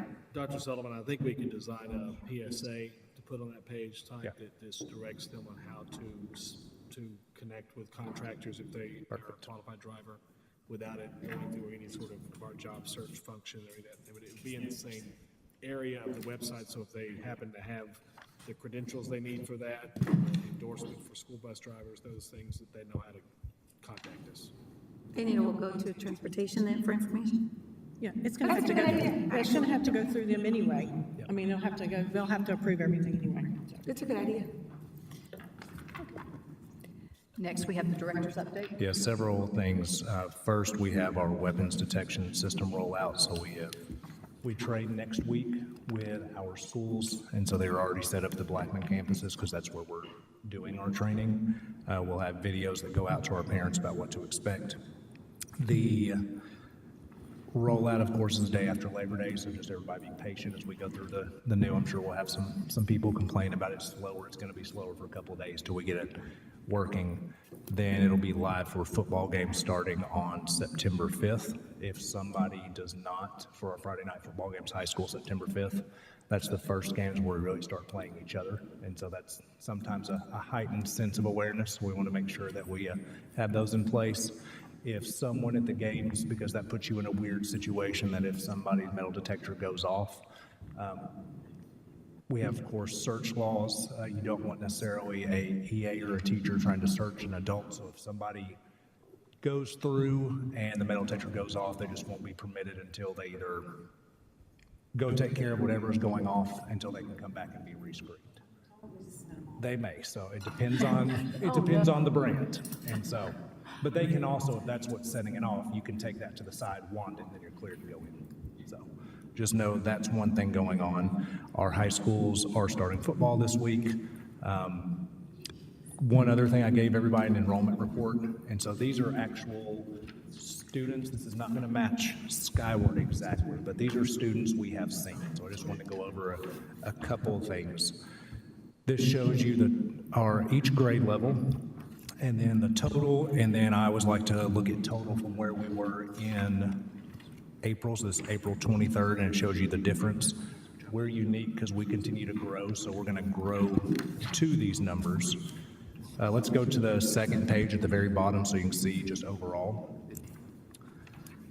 This is our total. We're at 51,030. Again, these are just K-12, not including pre-K, not including our super seniors, not including our two charter schools that we authorize. So these are just traditional Rutherford County schools, K through 12, 51,030. In April, we were at 51,170, so we're down about 140 kids, but this tracks about where we were this time last year as well. And so until, again, all of our students get here in September and August, or September and October, we drop a little bit. Do want to point out, so you can see kind of where schools are, the elementary rezone definitely helped everywhere, but my one that I'm still most concerned about, you'll see Browns Chapel is at 533. And then on the next page, you'll see Stewart's Creek Elementary is at 1148. And so I'm going to watch that the next couple weeks, and will probably be a recommendation to put a cap in place. I met with Rob with RSP yesterday, myself, Dr. Chastain, Dr. Martin, Mr. Evans. We met yesterday. We are sending him our entire data set because they were off only 2 kids total for the 3 schools. And so between the 3 school campuses, their projections were in 2 kids. Something is strange about that Browns Chapel, Stewart's Creek zone. You've got about 150 kids not going to the right place. And so it is. In Blackman Middle School, I think they were within 7 kids. And so they're spot on their projections, just the kids are in a different place than expected. And so based on the addresses. Now, is some of this because we allow the teachers to bring their children with them? That's part of it, And but are we we do going to that look at everywhere. that differently next year? I think that is totally up to the board. I mean, that's a tough situation in and of itself as well, because then you've got employees who everywhere else across the district take their kids, and that's a 3-school complex, which adds on. Over time, that tends to go away. I looked at Blackman Elementary, for example. They had under 15 kids at their school because it's become an older zone now. Just some things we're either going to have to look at that. I don't necessarily believe that's my recommendation, because that has different consequences, but we either need to do that or look at the zone lines. But I'm waiting on Rob to get back with us to see where did those kids we anticipated from his data set last year to the data set this year, where should they be? Is there an address that's messed up somewhere? Because everything else is pretty spot on. And so the other ones, just to kind of look at, Laverne High School's down 106. I know they still have some enrollments to process. I think they're under 20, so it's still going to be 80 or so. Laverne Middle's down 58. Expected with our rezone. Oakland High School's up 202. Of course, Poplar Hill's up 856 because they didn't exist last year. See, Riverdale's up 38. Rockville Elementary and Rockville Middle were ones that are staggering, so they slowed down for a year and now they've jumped again. So up 117, and Rockville Middle is up 92. So we're going to have to shift that Rockville zone to Blackman more to the new school because we're not relieving enough of Rockville Middle. You'll see Rock Springs also has a lot of room. We did this with the rezone Rock Springs Elementary. We shifted some kids to Stewart's Creek, which we may need to shift back towards Rock Springs. We anticipated a lot of that development on the west side of I-24, but they have an annex, so there's definitely some room for some more students there while that develops, but it's going to develop quick. I was going to say, you're going to have to be really careful there, though, because that's where all the development, yeah. Yep. Yep. And I noticed, I don't know if you knew this, but there's new stuff going up right behind Rocky Yeah, Fork. yes, there is. It's great. Yep. It's new stuff everywhere. Everywhere. And then the other high schools you will see, Siegel High, again with the rezones up 119, Smyrna High is down 9, and Stewart's Creek High School is up 22.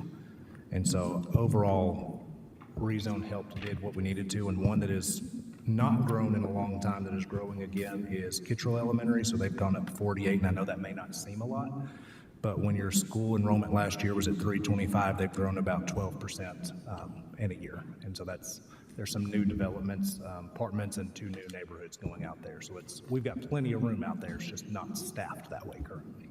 So that's just kind of an idea of enrollment report where we are. Ms. Maxwell? Yes. Dr. Sullivan, what is the capacity for Holloway for the program? Because they're at 120 kids. Yep. And they've lost 6. But they will gain some, right? They will. They will gain some. I know, but the only reason why I'm saying that is because there's more room for kids that will benefit for this program. And we should promote this to grow it, and it will help with overcrowding. So I'm just curious to know how many seats, if in a perfect world, how many seats will be available for Holloway? Let me pull up what we have said projection is so that I don't, or what capacity is. We do keep those smaller, but it is, I do agree, and we have promoted it. Part of it is perception. And so perception is tough, even though we've changed it, because we keep promoting and we don't get the students there, so. I think it's only when that child gets to one of our larger high schools and has an issue that they even think about Holloway. They don't think of Holloway going straight into high school, and that's the problem. So what is the I'm pulling that up real quick. Y'all can keep going in general discussion. I'll come back to that. It's okay, because I'm pulling up what RSP and what we said exactly, so I'll give you the All right, example. thank you. That's all I had. Yes, Mr. Dibble. Sorry, I'm going to ask you another question while you're looking that up. But a couple questions. Dual zone is affecting these numbers as well, right? So Absolutely. that is confusing the process a little bit from the 100%, yes. the projections as well. So that's going to change things a little bit. I think we need to be thinking about that as that's falling off here in a little while. Also, my question is about Barfield. See, it's down 197. Does that mainly have to do with the rezone structure out toward Plainview and A Christian little bit of Elementary? both, and you also have a dual zone there with Salem, and so us and Salem pass kids back and forth nonstop. Parents are just choosing And one or yes, the other? Yep. Okay. Dual zone, I do just want to hit until the board chooses to get rid of dual zone stays. And so it would have to, the way the motion was, we established dual zones, so the board would have to take a motion to do away with dual zones or make it sunset at a certain time. But they're tough. I know what we were trying to do was accommodate parents in their requests, but it makes district tough. It does. Well, I want to come in on the back end of that. I do think that that is something this board should consider. So I don't know when we want to talk about sunsetting that, but we at least need to be having discussions about that as that affects us as well. Well, we did say with a caveat that it was going to stop when a new high school was built. And so we just purchased the land, and hopefully we'll start working towards that to build a new high school, because that's what we said. Ms. Maxwell? Yes, Mr. Tidwell. When would be the completion date in a perfect world on that high school, Mr. Lee? 3 years. I mean, in a perfect world, I'd tell you 2, but Yeah. not going to happen. I just think it's worthy of consideration, especially as we're looking at, I would entertain a recommendation from Dr. Sullivan as he's looking through the enrollment numbers. If he feels that we should sunset this early, I feel like this is complicated. Some of the projections that we put out there, it was kind of a last second thing where there was a lot of dual zones added on after we went through the process. So I would at least entertain it. I'm not saying it has to be sunset tomorrow, but I would love to hear a recommendation. Holloway High School district capacity has it at 325. Now 325. I'd probably say a little bit less than that because the virtual school taking the space of the annex, but close. Okay. Yes, Mr. Vaughn. When you get into discussion, I've got a couple of things. Okay. Well, I think that it. Okay, it's done, yes. All right, listening to the discussion earlier about the McFadden and the direction that the board wanted to go with that, over the course of the last couple of months, I've had 5 landowners contact me that probably, from my analysis, have some value as future school sites. What is the pleasure of the board? What would y'all have me do? Sit down with Mr. Reed and create these contracts for your observation, approval, or whatever? What direct? That's the reason I was asking about policy earlier. What should I do? These are old families that I have been involved with for 30, 40 years. They don't know how to do it, so, and I don't want to get in trouble. I don't want to do the wrong thing. I don't want to advise them the wrong way, but I know that ultimately the board needs to do this. I talked to Dr. Sullivan a couple of days ago about it, and I was fixing to get us all in trouble, but because some of them just simply want a letter of intent. They really don't want a contract. So what would be the pleasure of the board? What would y'all have me do? Or does Jeff you may need to guide us through this, or? Do you need to say something too? Okay. Ms. Maxwell. I think it's a good idea. So if you've got connections to particular landowners that have particularly several hundreds of acres or lots of land tracts that are coming available, it's good to talk about it. And if you want to do a letter of intent, we can do letter of intents. But that they could write a letter of intent on their end and give it to us to consider later on. I'm not sure where the locations of those are and how that fits into the long-term plans of the board with respect to school sites.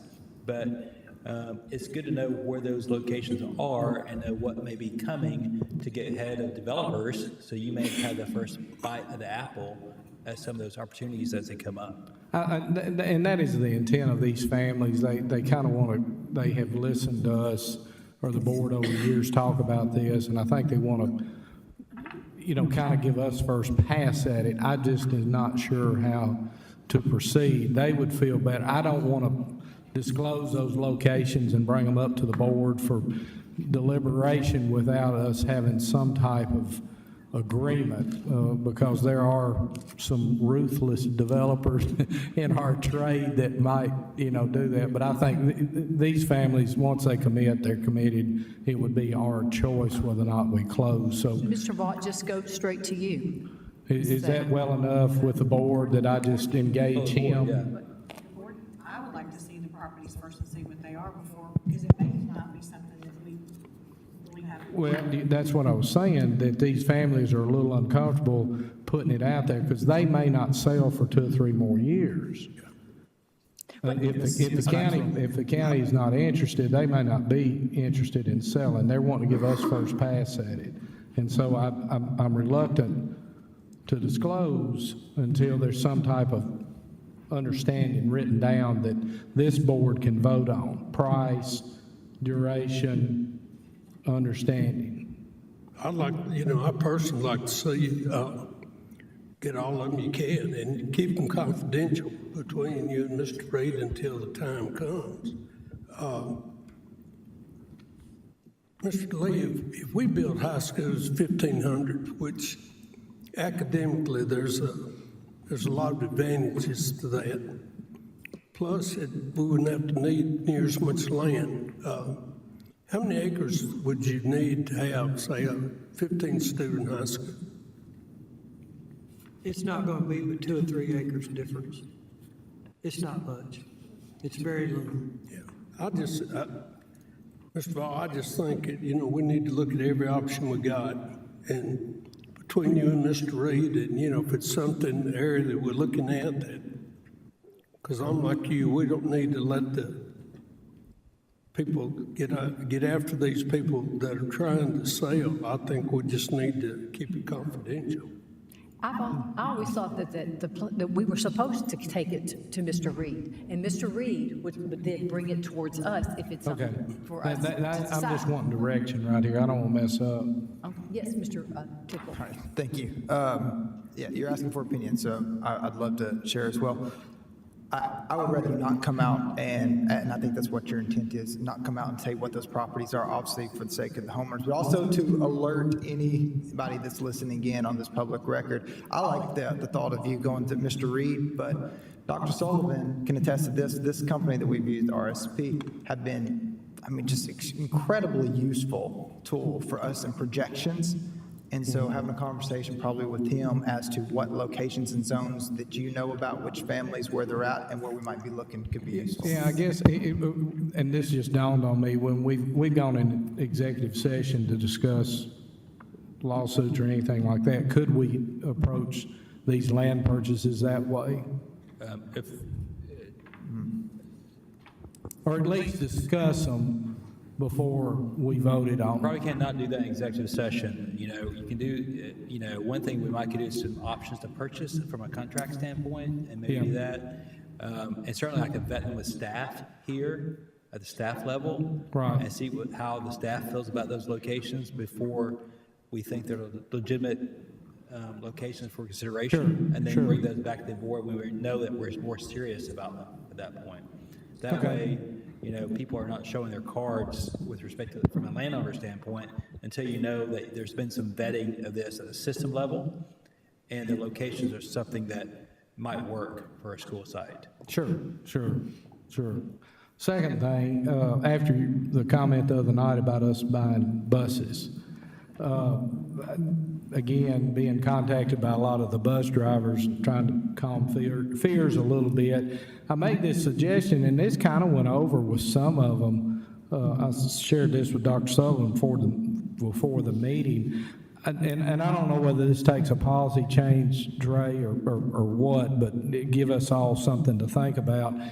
The suggestion was made to maybe take, if we did purchase 5 buses, 10 buses, make county employees, use those buses to train the next generation of drivers, and with the understanding that, within 2 to 4 years, they would purchase a bus themselves and start driving. The advantage to our drivers now, they could have a type of backup system where maybe they didn't have to own a bus or keep a spare bus or something like that in cases of emergency. One of the suggestions, or one of the problems that has been reiterated to me 2 or 3 times, is that when they do have a difficulty mid-year and they've got to turn a route in, but then maybe they get the issue straightened out, whether it's a bus down or a driver down, or a driver, one of them shared with me that they had a driver they thought was diagnosed with cancer, and they turned a route in, and 6 months later, everything was okay. And so they wish they had the route back. Well, I made the suggestion there, okay, if we had some backup buses, the county could fill in temporarily where that contractor didn't have to abandon that route until the end of the school year. And so I'm trying to look at avenues or opportunities that we can pull more people in as contractors and help them get started. And that kind of went over pretty good when they thought it wasn't, when they took it as not a threat to put them out of business. They thought that might be a pretty good protocol. So I just thought I'd make that suggestion tonight. There's a couple of policies I think that maybe at some point in time we need to address. One of them, I think, that, again, somebody drops a route, I think the protocol has been they can't reapply for a route 6 months later. That kind of goes away now, doesn't it, Trey? Or does it? I'll have to read the contract. Okay, because I'm looking at any opportunity to get them re-engaged as quickly as possible if they do. So I know some of them, maybe some of them we don't want to re-engage, but some of them I'm sure we do. But anyway, that was a suggestion that came out of your comments the other night. Mr. Vaughn. I raised my finger. Okay, sorry, Ms. Rosales. Thank you. Sorry. So going back to the what, if we want to allow a board member to be involved. We do have, Mr. Vaughn, you asked if we had a policy in regards to land acquisition, and we do. And part of that policy, it does say that we should identify areas that are considered the hot zones, where we could potentially look into buying, where we should be looking at. I think as a board, we should start there, figuring out where those hot zones are, so that if we were to say, you or anyone were to want to know where we're needing land the most, we've identified those areas because the priority is given to those areas that we're needing a high school because of overcrowding. So I would think we will start there, figuring out where those areas are that were needed. And I don't think we've really figured that out yet. I know we've identified the north end, and I know that RSP mentioned that we're needing another school in the south end. So I think we need to come up with some kind of game plan in that sense and start it out that way. And then if Mr. Vaughn wanted to contact some of these families, they can, and then there's a protocol on how that goes too, within that policy. So there's already kind of a guidance of what we're supposed to be doing when it comes to land acquisition. Is this general discussion? Yes. Okay, so the other thing I was going to point out, the 5-year plan, we talked about whether we should delay that vote because we were going to meet during the fall retreat, but it seems like for us, we can still make that vote in November and Dr. Sullivan has said he still has time. Yes. To meet with for health and ed, so I don't feel like he's not going to be prepared. If he says that he's going to be prepared and have enough time for that, if we vote on it in November, then I'm okay with keeping the fall retreat in November 4th. I already decided after talking with Dr. Sullivan that there was no need to change it, just to keep it as is. One of the suggestions or reasons for that as well was we don't technically own the property at Lee Road. And so to get design fees for a school property that we don't own would definitely be, we need the funding and all of that done first, and closing and all those first before we could start design. So multiple reasons. Mr. Vaughn. Yes. You're talking about hot zones. Everywhere you go in Rutherford County is hot zones. So I didn't know. I got a couple of things. I think that for ones of you don't know, Central Magnet was named the #1 high school in the state and 3rd nationally. McFadden is the #1 elementary school in the state. So it says a lot for our people. I mean, it says a lot for everybody, and congratulations to these people and teachers and parents and support and all. And we've got the best school system in this state, and I think people are realizing that, and it's because of leadership and people that they're working together as a team, and it's really enjoyable to go in schools and see teachers smiling. I mean, especially after you come off summer break, but it's really, everywhere we've been, they just seem like they're enjoying school again. Yep. And I think the kids are too. I've got one more question, I guess. What's the status of the Central Magnet building status? We talked about that, and I know there was hold up on permits. Yep. So the city council passed theirs at the end of July. There was a 15-day implementation period, and so the permitting portion wasn't part of the ordinance change. And so we have reached out to staff again, and then had another correspondence today to ensure that the conversations that the board saw in January that involved Representative Stevens that we all agreed to are in place. We're waiting for an answer, and I will give it a couple days before I get Representative Stevens involved. And I don't want to go there because I think we've had great conversations, but it's been 7 months since that conversation. Enough time has passed to implement those changes. So it sounds like the city dropped the ball. I don't think they dropped the ball. They had to get through things done through the ordinance change, and that was just 15 days after July 31st. So we're just there, but the permitting portion doesn't require an ordinance change, and somewhere that hasn't been communicated to staff.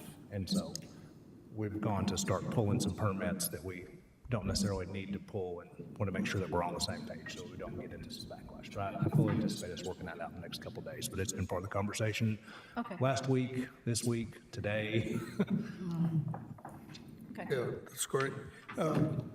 Another thing, again, Ms. Rosales, what she said, about the McFadden Well, I tell you, we really need to move McFadden up on that list, and the sooner the better, because, I don't know, putting good money in bad out there is so like putting polish on a pig. It's still a pig, and, the school is, so old, there's just not a lot you can do about it. They do a great job considering that, they've overcome all that, but I'd just like for us to really consider putting that on the front burner, because they need it pretty badly. Okay. Ms. Ross, do you have something to say? Yes, thank you. I too had a bus contractor reach out and say that he had some extra buses. So if you want them, and he even offered to, and it's not who you think it is, offer to buy some other buses if we need some more buses. So all he needs is drivers. So, number two, I think the stipends that our teachers were supposed to get are coming out this week or next week. Should be by the end of next week. 29th, okay, because I'm seeing a lot of it on Facebook. And if we were still in session, I would probably go back to our legislative body and ask them to make our teachers whole. So I've thought a lot on how to help them some without incurring more taxes and a lot of other things. So I hope that my fellow board members will appreciate this and support this. So I'm going to put a motion on the table for reimbursement to our teachers for $300 a teacher to come out of our ending fund balance to buy supplies.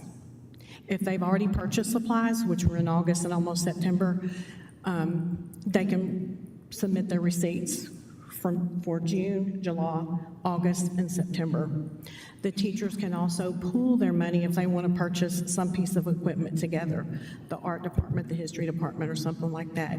So my motion is to do reimbursement, and all they would have to do was submit their reimbursement receipts to our accounting department. Dr. Sullivan, what would the fiscal note on that be? $1.2 million if it's all the teachers. I don't think all of our teachers would take them because a lot of our CTE programs, they already have money for supplies in the classroom. But how much will it be with $300? It's $1.2 million if every single one of them takes it. Wait, so how much will that be if it's 300? How many teachers do we have? Close to 4,000. So 4,000 times 3 is like $1 million. $1.2 million. If everyone took it. $1.2 million. I'll second that. Can I? Yes, Dr. Sullivan. We have some, and Brian's over there, I know this is so, but listen, we were told that they were going to get the money, and I fully believe that they intended that they were supposed to get the $2,000. They haven't, and to Mr. Fee's point, now we have the insurance on top of that. And listen, our teachers have probably already spent the money, and that's what they were going to spend the bonus on, was the school supplies. Okay, so if we were to do this, do you anticipate going to the legislature and getting them to pay us back? No, so multiple, let me just go, because I support the intent. There's just multiple logistical things. One, reimbursement wouldn't be possible because it's over fiscal years. And so June, July, I would rather just give everybody $300. That would be easier. I was just thinking, because I know some of them have already bought supplies for their room, and they may not want to buy more supplies. Yeah, because that's going to be I'm an fine, accounting yeah. thing. Second is classified staff, so we haven't given them anything. And so I'm concerned about because usually when we do certified, you have classified.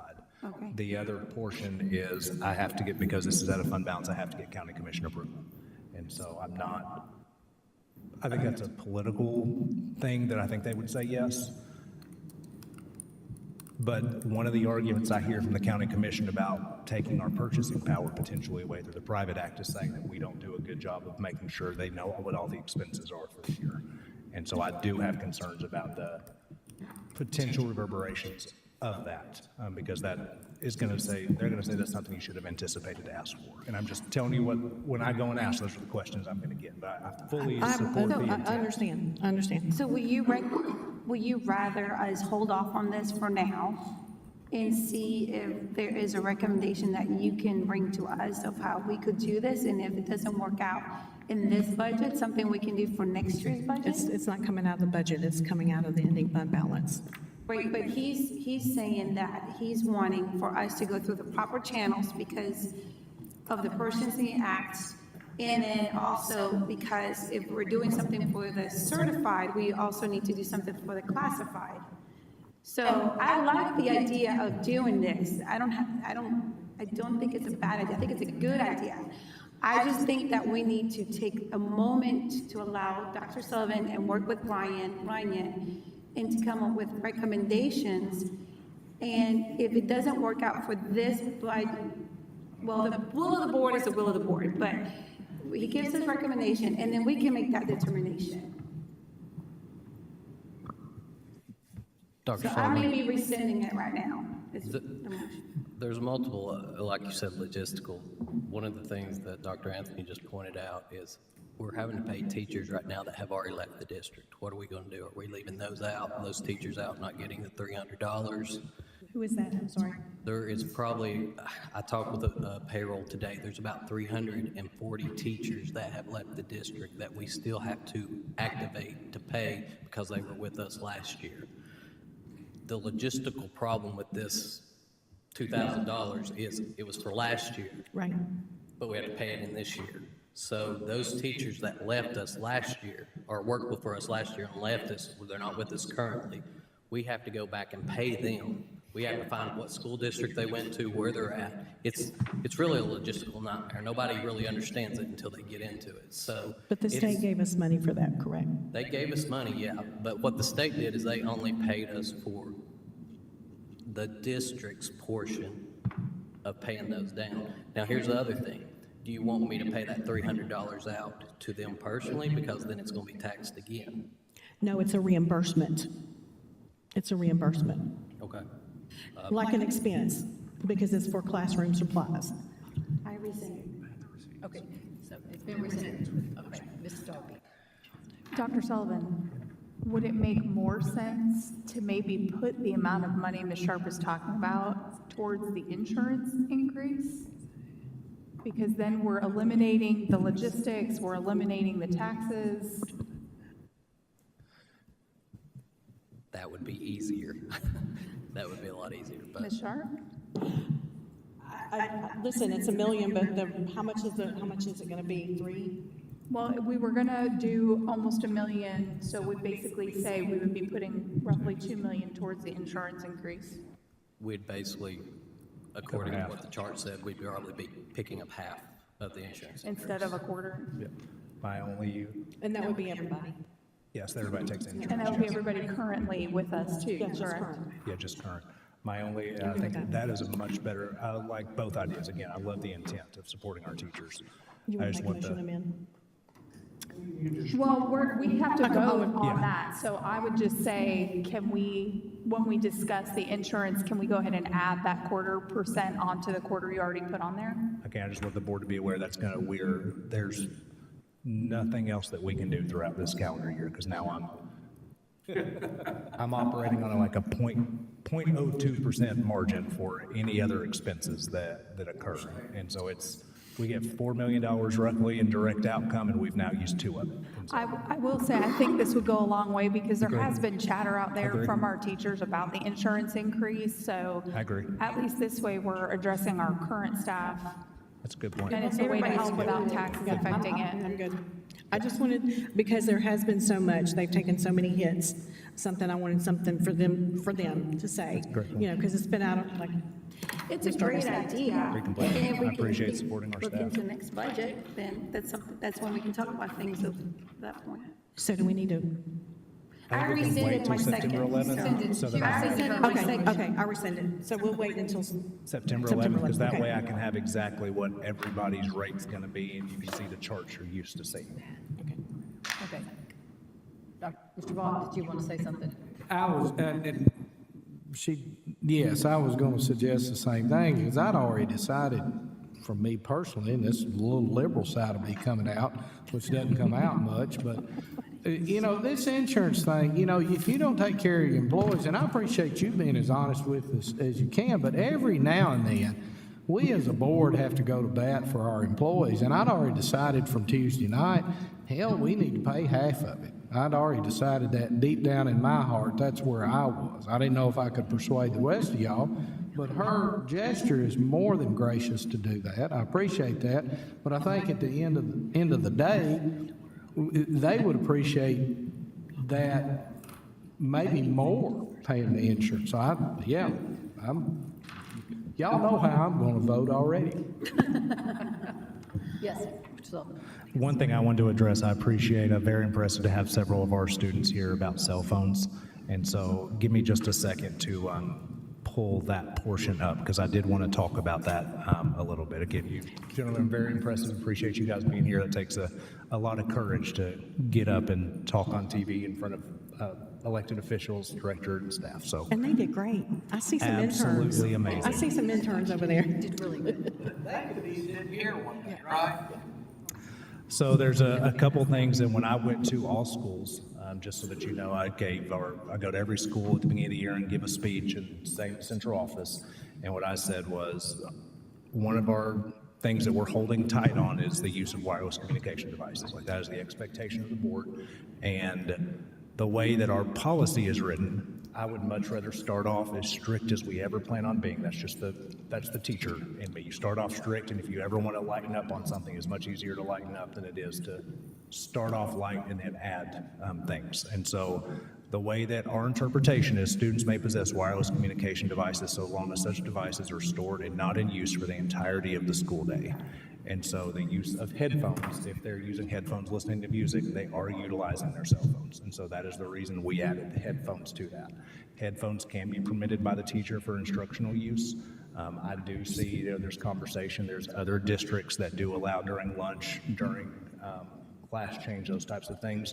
But that would require the board to make a change to policy. And I know that that wasn't the will of the board back in July as things go through and we see how the implementation goes. If that's something the board wants to reconsider, they always can, but we're enforcing it as is. But I totally respect where you guys are coming from. I have a kid in the school system, and he is as mad as the world about it as well. We just tell him to listen to his music when he gets home. But. Well, is that everything that y'all want to talk about? I've got just two things. Okay. It's football time in Rutherford County. There are some huge games this weekend, and Oakland's got a really big one, but so does Blackman and Riverdale and Laverne and other schools. I don't know, I don't have the schedule in front of me, but I love football, and sports in Rutherford County is just tremendous. So this Friday night, I know it might be a little steamy still, go out and catch a game, because these kids are really laying it all on the line. And let me tell you, the competition in Rutherford County. The defending state champions, Oh, please. Oakland Patriots, are playing Friday night at home. So in case you need tickets, get there early. I think every high school is having their football There are games. some So great, it's Blackman, so it's and the Green, competition Laverne, this year, when we start playing each other, it's going to be fierce. It's going to be fierce. Second of all, I would like to call Miss Monica Ridley and Mr. James Evans to the podium, please. I love both of you. This is great. We're trying to remain respectful, Dr. Sullivan, right now. Thank you. The board chairs requested you to the podium. Yes, I sir. don't think you have a Yeah, choice. y'all requested.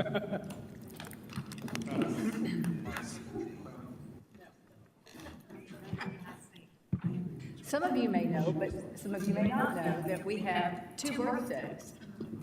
And I believe Monica's is today, and James is yours tomorrow? Next week, but we're going to take care of it now. So I would like all of I us, can wait until next time if you. I think all of us should sing happy birthday. 1, 2, 3. Happy birthday to you. Happy birthday to you. Happy birthday, dear kind of James. Happy birthday to you.